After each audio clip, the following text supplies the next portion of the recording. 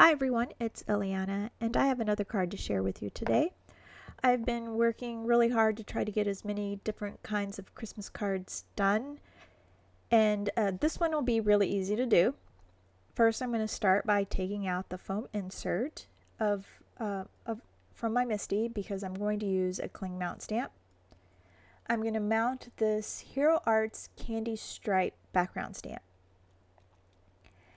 I'm just going to stamp onto a piece of grid paper. That way I know where to position my card base. And I'm using a very old ink pad. It's from Stamping Up. It's real red. It's one of my first ink pads that I've ever purchased. And it is kind of bowed in the middle, so it was really hard to get the ink around. But it really doesn't matter for this part because I am just doing this for setup. I'm going to take my card panel and I'm going to line it up so that the crease of the card panel is right at the very top of that stamp. And the reason why I'm doing that, it's because there is the little rays from the scoring that it will prevent ink from getting up close to that. And so if you put it right where it touches, then you shouldn't have a problem with that. I'm trying to ink up my stamp with this very old ink pad, and after a while I kind of give up and I switch over to the Lawn Fawn Lobster. And it's a pretty good red, and it's so much easier to stamp.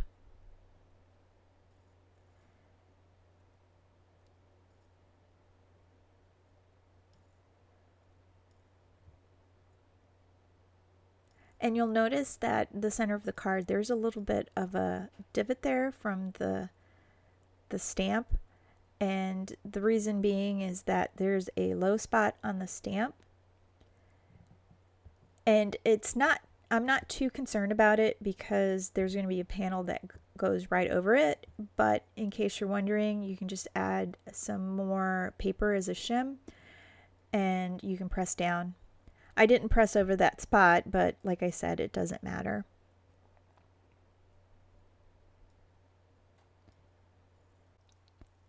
To make things a little bit easier, if you don't want to stamp a whole bunch of backgrounds, you could just use some pattern paper. It's a good chance to use up some of the holiday paper from previous years just to get it out of your craft room, make room for more stuff. I'm just using this transparency to find the center of my little piece of cardstock. I cut it out with the stitched rectangle die set from Lawn Fawn. And I've made a center tick at the top of the bottom. That way I could center the transparency. I just put the bold line right over the same line, the same pencil line. And now I know where to center all my pieces onto the cardstock. Once everything's in place, I'll pick up all of the stamps with the lid of my MISTI. I'm going to start off with some Lawn Fawn dough ink for the reindeer, and then I'm going to use the lobster for the Merry Christmas and the nose. And I am careful not to get ink on the different parts of the stamps, and luckily the stamp is big enough, or the space between the elements is wide enough that it's not an issue. And it was the very first time I had stamped with the Merry Christmas, so I had to season my stamp. That stamp comes from the Concord and Ninth Oh Holy Night stamp set.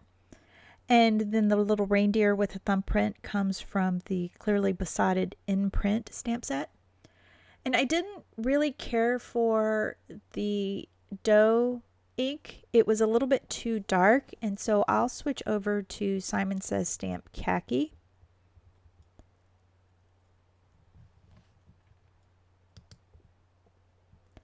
And the khaki is a little bit better. And I'll show you one more time. I am selectively inking up part of the reindeer and then stamping with two different colors at the same time.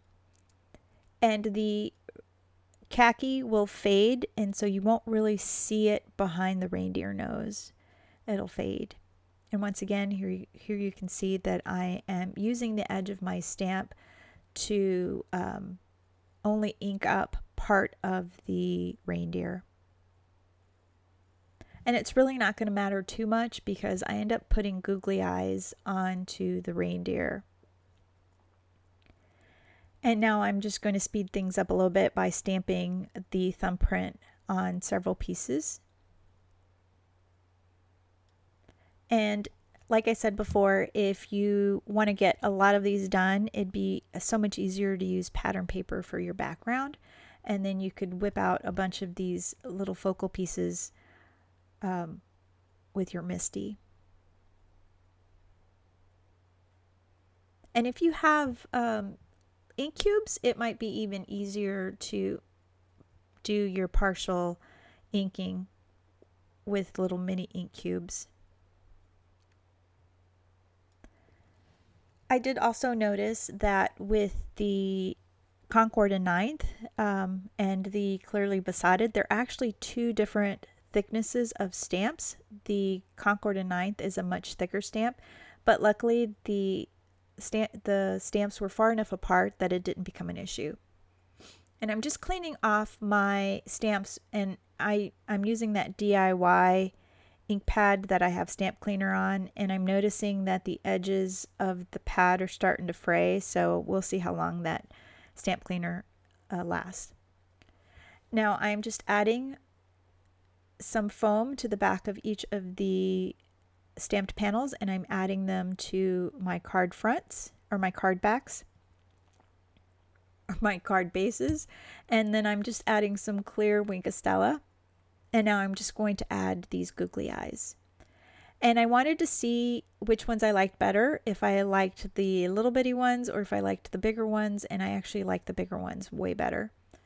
And they're self-adhesive, so I'm trying to get the little paper off and I can't, and so I'm just going to use my craft knife to peel back the release paper, and then I'm just going to glue them on.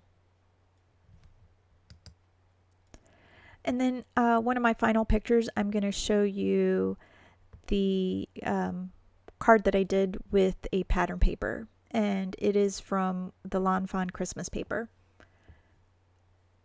And there you can see the one with pattern paper right now. Thanks so much for watching, and I hope you've enjoyed this video. Be sure to give it a thumbs up, and if you haven't already subscribed, be sure to hit the subscribe button. Hope you have a great day. Bye.